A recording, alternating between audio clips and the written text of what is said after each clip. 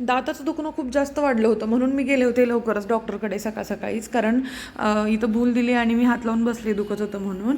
त्यानंतर मी संध्याकाळी हेमाश्रीकडे गेले होते, तिने जो बिझनेस स्टार्ट केला आहे त्याची माहिती घ्यायला. आणि हा पूर्ण व्लॉग मी माझ्या यूट्यूब चॅनलवरती पोस्ट केलेला आहे, तुम्ही पाहू शकता. आणि इथे मी फ्रीज हेअरसाठी आणि बेबी हेअर सोल्युशनसाठी एक प्रोडक्ट मागवलं आहे, त्याचा रिव्ह्यू शेअर करते, तो पण व्हिडिओ तुम्ही पाहू शकता.